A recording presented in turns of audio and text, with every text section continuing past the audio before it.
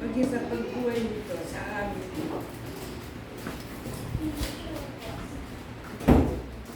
Nawa ito po ay maging araw na pagpapala. Pagkumpirma muli ng pagsagutan. Pinutin niyo po ang buhay namin upang may pasahang ebanghelyo sa amin. Susunod na yung relasyon. Iniyak po namin ang tanging si Jesus tama ng Kristo. At nawasak ang kapangyarihan ng katiliman sa tanging pangarap ng relasyon. Solusyon sa lahat ng problema. Sa pangalan ni Jesus Kristo. Amen. Amen. Amen. So sabay-sabay po nating i-bless po ang bawat isa. Sabihin po natin, you are the source of blessing. You are the source of blessing. Kapag pagkirain niyo po yung bawat isa, kailangan, talagang, ano nga po ito, you really have to bless them. Dapat hindi half-hearted. Sabihin po ninyo, you are a source of blessing.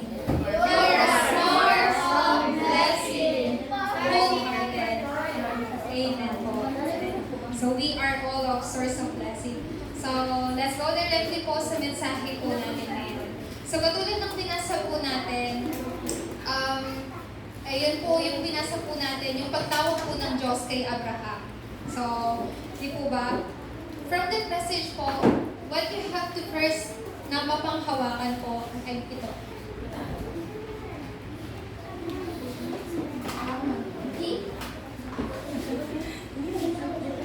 Ito po yung una po ninyo kailangan panghawakan. Sino po ba ang Diyos? God is the God of the covenant. Just by holding and realizing this simple sentence po, it will bring tremendous answers sa buhay po ninyo. Amen po ba? Just by knowing the fact, God is the God of the covenant. And He is the God of fulfilling this covenant. From there, the tremendous answer and assurance will come out po sa buhay po ninyo. You know po, si Abraham po, nag-fail po siya so many times because he never realized that God is the God of the covenant. How many times did he had unbelief before that? Napakaraming beses po. Napakaraming beses siyang nagkaroon ng pananampalataya. And where does his unbelief come from po? Kasi hindi po siya naniniwala na God can fulfill yung covenant po sa kanya. In Genesis 12, chapter 1, verse 2-3, tinawag po ng Diyos si Abraham. Sinabi niya, lisanin mo ang iyong ama, ang iyong tirahan, at pumunta ka sa lugar na sasabihin ko sa iyo. And because Abraham doesn't know what to do po, hindi niya alam kung ano yung gagawin niya. So, he failed so many times po, nagkaroon siya ng hindi, pananampalataya. Why? Because he didn't realize this very simple message. So I really pray po that each of us, lahat po nandito po, ay tunay po na tamasahin po na ang aking Diyos na sinasamba ay ang Diyos ng tipan. So, bakit po natin siya tinatawag na Diyos ng tipan? Because God can fulfill this covenant even today. Yung Biblia po ay salita or pangako ng Diyos na nagkaroon ng katuparan at muling magkakaroon po ng katuparan. And the covenant that you are holding on to po ay magkakaroon, binibigyan ng katuparan po ng Diyos. Therefore po, sa loob ng tipan po na ito, ano po yung dapat po tunay natin panghawakan? Because inside of this covenant, sino po ba itong covenant? Just a very simple message po, ang tipan po na ito ay si Jesus ang Kristo. Dahil si Jesus, because this covenant is Jesus is the Christ, it contains the gospel of salvation. Why is that? Because in Christ, magkakaroon lang po ang tao ng tunay na kaligtasan. There is no other name po. Walang ibang pangalan na ibinigay ng Diyos sa tao para magkaroon ng kaligtasan. And there is only one name po that really Satan is afraid of. It is only by the name of Jesus Christ. Amen. Kaya nga po, when you proclaim proclaim the name of Jesus Christ po, ano pong nangyayari? All the forces, all the power of Satan ay nawawasak po, is bound, and is free away po. Hindi lang po yun. Within this gospel of salvation po, ipinagkakaloob po ng Diyos yung kasagutan mula po sa trono. Kasagutan mula sa trono po. When we say kasagutan mula sa trono, this isn't prayer po ba? Isn't this prayer? Ito po ay panalangin. Kasi ang Diyos, hindi lang siya sumasagot mula sa langit. God is answering you directly from His throne. So when you pray, mga remnants, when you pray, you have to remember, when you pray with the triune God, you are moving His throne. Amen po ba? We really have to experience that kind of prayer po. Your prayer moves God's throne. Your prayer transcends time and space po. You are receiving the power directly from the throne of God. This is the prayer that our deaconess must do po. Not just any kind of prayer. Starting now, kailangan po ninyong tigilan ang panalangin po regarding physical things. Regarding sa shelter, food, and clothing. We have to start praying that really moves the throne of God. We really have to start the prayer that saves our future and finding out our mission po. Kaya nga po, ano po yung pinaka-importante na dalawang bagay na importante po natin po rin? When we have, kapag meron po tayong mga incorrect imprints po sa atin, kasi yung salitang imprint po, napaka-importante po. I heard po, mula po sa like 3 years old, nag-i-start na daw po ang imprinting. But most of us po, iniisip natin, bata pa yan, hindi pa nila maiintindihan kung anong sinasabi natin, yung kinikilos natin. Pero ito po scientifically proven po na 3 years old, nag-i-start na daw po ang imprinting ng mga bata. Ibig sabihin po nun, they really start to observe their surrounding po, ano po yung nakikita nila, ano po yung madalas na naririnig nila. Kaya nga po, whether you do good or bad po, lahat po yun ay mai-imprint sa mga bata. But what is going to happen kapag meron po tayong incorrect imprints? Hindi lang po ito na i-imprint po, ay magkaroon po ng incorrect imprint po, tapos magkaroon po ng panalangin. When we have incorrect imprint po, then manalangin po tayo, alam niyo po kung ano po yung magiging resulta. It will directly be imprinted saan po? Sa ating pong brain. Doon lang po ba nag-i-stop yun? No. Sa ating kaluluwa. But the real problem is po, saan po mag-i-end po yung imprint po na to? Ito po ay sa impyerno. Kay Satanas. Then let's do the opposite way po. What if magkaroon po tayo ng tamang imprints? Or accurate imprints po, tapos samahan po natin ng panalangin. Katulad po dito, it will go directly na ma-imprint po sa brain natin, sa soul, but not health anymore. It's in God's throne po. Sa mismong trono po ng Diyos. Bakit po natin, alam po ninyo, ano pong klaseng panalangin yung kailangan po natin gawin? Kahit po yung mga unbeliever, they can also receive the answer of their prayer. Kahit po mga unbeliever, kahit po hindi mga anak po ng Diyos, they can still also receive the answer of their prayer. But who gives them the answer? Where, saan po nila natatanggap po yung kasagutan po na yun? Kay Satanas po. Di po ba? Hindi lang po sa, ano tawag po dito, hindi lang po kay Satanas, pero mula sa kapangyarihan po ng kadiliman. So what kind of prayer they are doing po? The prayer that, ano nga po ito? Yung prayer po that really transcends themselves po. They're not just doing holy meditation po, pero naggagawa po sila ng transcendent transcendental meditation. Pero as para po sa atin, what we are doing po is holy meditation po.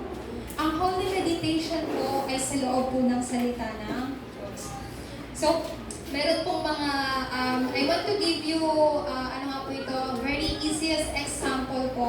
Marami pong mga example po sa Bible, mga models po sa Bible, how they were able to really engage with prayer and what was the result po ng panalangin po nila.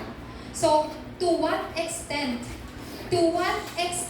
po yung kasagutan ng panalangin po yung natanggap po nila. So, una po sa lahat, let me tell you about this one woman po, si Jochebed. Si Jochebed, as you all know, he is the mother of Moses po. So during this time, this is not just an ordinary age po, but it was the time where they made this law po na 2 years old below na mga lalaki ay dapat pong patayin. So they had that kind of law. So, halimbawa po si Sister Camille, you live in that age. Tapos si Soy 2 years old below, what are you going to do? Di po ba? Kung iisipin po natin, she was really in a very absolute impossible situation. But what Jochebed saw and realized po, ang kailangan kong i-relate sa anak ko ay yung accurate covenant. This is what she realized po. Di po ba? Because she can no longer hide si Moises po. Di po ba pinaano niya sa Nile River? And ang nakakita po ay yung prinsesa po ng Egypt. Tapos yung sister ni Jochebed, tinawag siya para alagaan po si Moises.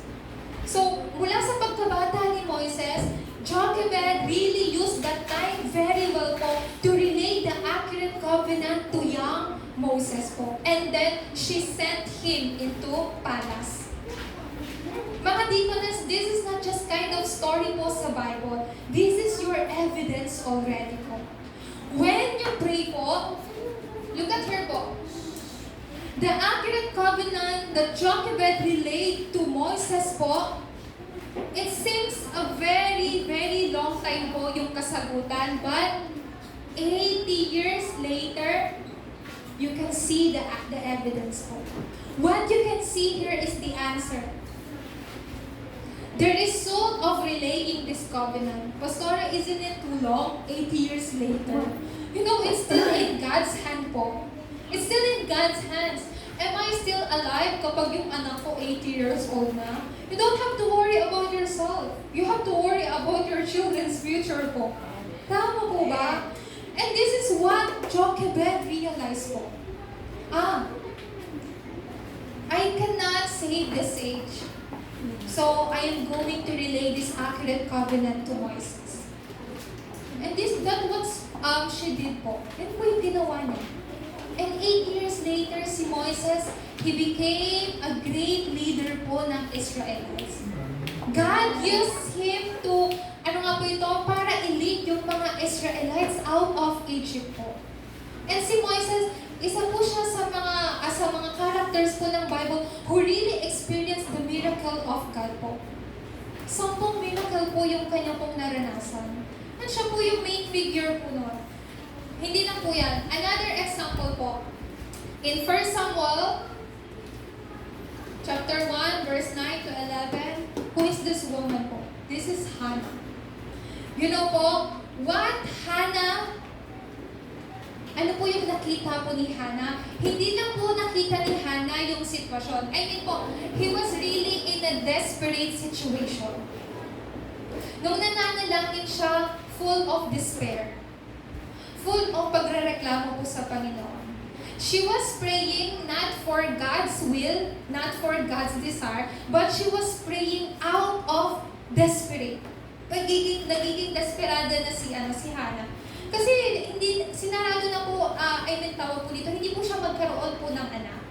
Pero, Nung na-realize po ni Hannah kung ano yung kinakailangan that time, ano po yung nakita niya is yung vision, maging yung mission po ng age po na yun. Ano po yung sabi niya? Ang kailangan sa panahon na to ay ang Nazarite. Kailangan ng isang bata na nasa loob ng templo at magre-relay ng salita ng Diyos. Kaya nga po, during Samuel's lifetime po, wala pong digmaan po na nangyari. And it was because of Hannah's prayer po. Hindi lang po yun, sa madali pong salita, seeing this vision po, she really saw what was the real necessary of that age. Ano po yung real necessary sa age po na yun? Yung gospel. Kasi they've been, they've been attacked ng Philistines, ng Amorites, ng mga ibang mga bansa po continuously. And pero si Hannah, what she really saw is what was the real necessary. Sabi niya, it is not the food, it is not the clothing, it is not the shelter that this age is needed. It is the gospel. Kailangan ng restoration ng gospel. So, do you know what ano po yung ginawa po ni Samuel? That is why Samuel did the Mizpah movement po. Para ma-restore po yung gospel. Ginather po niya yung mga Israelites sa Mizpah and they did this restoration po. Restoration ng gospel. So, itong dalawang babae po sa Biblia, hindi lang po sila importanteng figure po just because they were the mother of the two important remnants. Naging importante po sila because they saw what was the real necessary of that age po and they really enter into prayer. But what kind of prayer? The prayer po holding to the covenant. Ito po yung ginawa po ni Jochebed, di po ba? Accurate covenant. So, there are 3 things na kailangan po ninyong matandaan when you pray. In Revelation chapter 8, verse 3 to 5, saan po dinadala yung panalangin po ninyo? Kapag nananalangin po kayo, sino po ang nagdadala ng panalangin po ninyo? Ang mga anghel ang nagdadala po ng inyo pong panalangin and they place it before God's throne. The angels brought your prayers po and they brought it before God po. Mula po sa mismong trono po ng Diyos. Before the throne of God. Kaya po, kailangan po natin magkaroon ng assurance po dito. At another thing na kailangan nyo pong makita kapag kayo po ay nananalangin. Sa Daniel chapter 10, verse 10 through 20, ito po yung time na nagkaroon po si Daniel ng vision. Pero this was the time po na angels, you have to remember po, angels are sent to you the moment you kneel down before God po. Amen. Si Daniel po, when he knelt down before God, the angels were sent to him po. So meron din pong times na kailangan po natin gawin to. Yung lumuhod po sa harapan po ng Diyos. Do not kneel down before your problems po. Do not kneel down before the things of this world. You really have to kneel down before God to save your future generation. Amen po ba? This is what these 2 women did po. Lalo na po si Jochebed. She really knelt down before God and was able to relay yung accurate covenant. Panglima po, this is all about the angels po. Pag binasa niyo po itong mga Bible verses, in Psalms chapter 103 verse 20 to 22 po, ito po yung ginagawa po ng anghel. Ang mga anghel po ay nilikha po ng Diyos upang papurihan siya at sundin siya. So, ang mga anghel po ay tagapagsunod ng mga anak ng Diyos. Kaya kapag kayo po ay nananalangin, angels are working. Alam niyo po, hindi lang po mga anghel, meron din pong tinatawag ng mga heavenly host. When we say heavenly host po, it's like heavenly armies of angels are protecting and sent to you po. Amen po ba? Hindi lang po isa. Kasi ito pong anghel po na to, they are just like a messenger. Sila po yung nagdadala ng panalangin niyo po sa harapan ng Diyos. But this heavenly host of angels, these heavenly armies of angels po, hugbo-hugbo mga anghel yung pinapadala sa inyo at pinoprotektahan kayo. Amen po ba? Amen. So we must have this kind of assurance po. Kaya nga po, please, do not forget this covenant. Do not lose hold of this covenant. And go inside of prayer. Sa mga deaconess natin, lalo na po sa mga parents po natin, our mothers, this is our only method. No other method po. No other method. Kaya nga po, there are 3 important characteristic po ng salita po ng Diyos. 3 important characteristic po.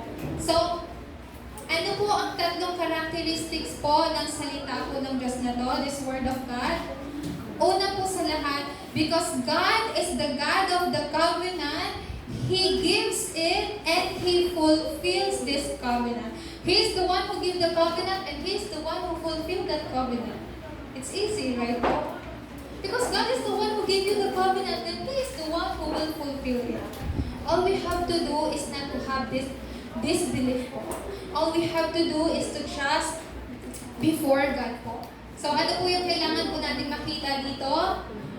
Kailangan nyo pong maniwala na meron pong ano po ito? Katuparan ng tipan po ng Diyos. Pangalawa po. Pangalawang, you really have to realize the second important characteristic of this Word of God, everything, lahat po ng bagay ay centered saan po? Centered on this covenant. Everything. Lahat po ng bagay.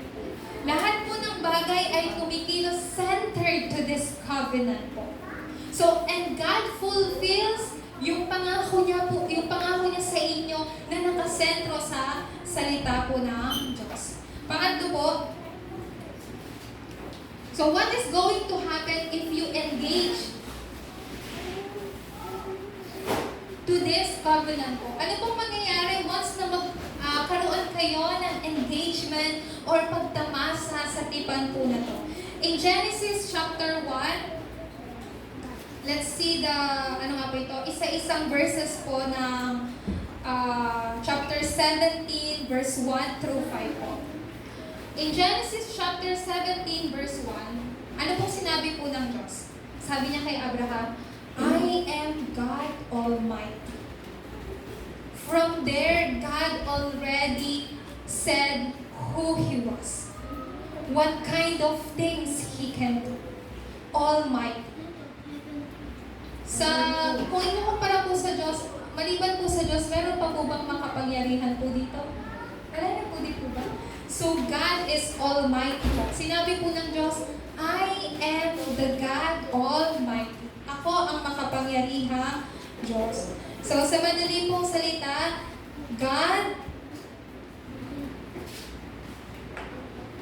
He is the Almighty God. Because He is the Almighty God, it's not impossible po for God to fulfill this covenant po. And in Genesis chapter 17 verse 2, tingnan po natin, sinabi rin po dito, yung katulad ng ipinangako po ng Diyos,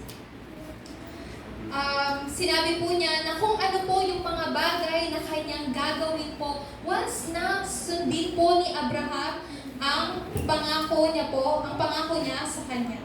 So sinabi po rito, then I will make my covenant between me and you and will greatly increase your number. This is what God can do.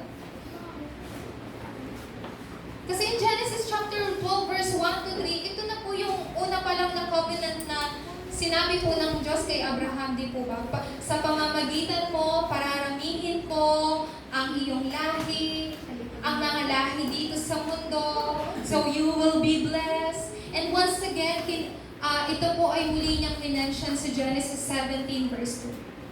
So, if we truly hold on to this covenant and enter into prayer po, God acts with His power po toward those who hold on to His covenant. Sa mga taong humahawak po ng kanyang tipan, tunay na humahawak ng kanyang tipan, ipapakita po ng Diyos sa kanila kung papaano po siya kikilos ng may kapangyarihan. Pangatlo po, again, in Genesis chapter 17, verse 3 hanggang 4, let me read for you po. Sinabi po ng Diyos, I mean, this is what Abraham did po. After God told this to Abraham, Abraham fell face down. Abraham fell down po. Ibig sabihin po nun, tawag po nito, he was really moved. He was really moved po sa pangako or sa tipan na ibinigay sa kanya ng Diyos. He surrendered to God everything po. God can do everything. Walang imposible sa Diyos. Kaya nga po, hindi lang po yun, sabi po sa verse 4, nakasaad po dito, as for me, God said to him, as for me, this is my covenant with you. You will be the father of many nations. Ito po yung pagkilos po ng Diyos. This is what God can do po when you truly hold on to His covenant. Sinabi niya po kay Abraham, you will be the father of many nations. And this is my covenant for you. Ipinapakita po ng Diyos dito na walang imposible po sa Kanya. So, let me tell you once again po, those who firmly hold on to God's covenant and enter into prayer po, they will surely will see yung kapangyarihan po ng Panginoon. Kaya dinadalangin ko po na starting from today po ay mapanghawakan po ninyo ang tipan po ng Diyos. Pang-apat po, in Genesis chapter 17 verse 5, then, ito po yung napaka-importante. Sinabi po ng Diyos, no longer will you be called Abram. Your name will be Abraham. Mapapalitan na daw po yung pangalan niya. So, ano po ito? Ibig sabihin po dito, this is not just about changing your name or what po. You became a new creation po. In 2 Corinthians chapter 5 verse 17 po, do not forget your identity. Do not forget, meaning to say po na binago po ng Diyos yung pangalan ni Abraham, do not forget your identity. The authority that was given to you and the background that you have. Ito po yung ibig sabihin na you will no longer be called Abraham. Kasi you are already a new creation. Do not go back to your past, your old identity. Meaning to say mo, sa pang-word, your spiritual DNA has been completely changed. Spiritual DNA. Pinakasimpleng salita po, from being a child of devil, we became a child of God. That is the most simple explanation po. Kaya po, huwag niyo pong kakaligtaan po. From the title po, God is the God of the covenant. Just by holding on to this po, you will see God's tremendous answer and blessing po. Therefore, because God still fulfilled this covenant even today, then find and hold on to your own covenant. What is your own covenant? Kailangan po ninyong mapanghawakan at ipanalangin po ito. Because when you have your own covenant po, what you can have is, you can have your own mission. I mean, you can find out ano yung mission na ibinigay sa inyo ng Diyos. By holding on to this covenant po. So even today, there is a covenant that God gives to you. So hold on to that po. You listen to this word po sa pamamagitan po ng pulpit. Then all you have to do is enter into prayer po. What kind of prayer? A prayer that really enjoys 24 hours po. You really have to experience po the power of 24. Sa lahat po ng bagay na ginagawa po ninyo. Why? Because God promised this 25 power. The 25 power that will go for eternity. This eternity will become your masterpiece. Mga remnants, even if you just pray for mga 1 minute, yung mga remnants natin, your studies will become 300%. Matatanggap ninyo yung answer ng 300%. Ang ibig sabihin ng 300%, you will not just see your study or hindi lang kayo nag-aaral lang. But what you can see, yung purpose, yung layunin, bakit ka nag-aaral. Sa madaling salita, yung studies or yung gawain po ninyo will be aligned saan po? Saving 237, 5,000, and world evangelization po. Pangalawa, because once you do this po, it will form this covenant. This covenant will form into Bartisan, journey, and guidepost po. Kayo na po ay mga Bartisan. Bakit po? Kasi si Kristo na po ay nasa inyo. Therefore, ito pong Bartisan na to kailangan pang maging firm. How? By holding on to this covenant. By holding on to this covenant, you make this Bartisan firm po. Very firm. Na kahit anong problema dumating, hindi po ito madidestroy. And you are now taking the path of this journey. Why this journey is absolute po? Because this is the journey where God is with you. Yung Emmanuel nasa inyo. Yung answer po ng oneness ay nasa inyo din. Kaya ito po ay magiging sistema po sa inyo. And then, pangatlo po, and this covenant po will surely be imprinted po sa inyo pong puso, sa inyong heart, sa inyong thoughts, and sa inyong brain. So, just like what I said po sa intro, this will be imprinted not just in your brain, but as well as into your soul po, patungo po sa trono po ng Diyos. You are imprinting ito pong salita ng Diyos or prayer po directly sa trono po ng Panginoon. Amen po ba? Amen. So, dinadalangin ko po na throughout this week po, may we really hold on to this covenant. Ang Diyos ay ang Diyos ng tipan. Kahit ngayon, binibigyan ng Diyos ng katuparan ang tipan na to sa buhay ko. Kasi ang tipan na to ay walang iba kundi si Kristo. Because this Christ is the covenant, He fulfills everything. He ended everything on the cross. Therefore, I must hold on to that covenant and find out my mission, just like Jochebed and Hannah did po. Amen po ba? Amen. Tayo po ay manalangin. Let us pray po. Our triune God, we give you the highest praise and the highest glory.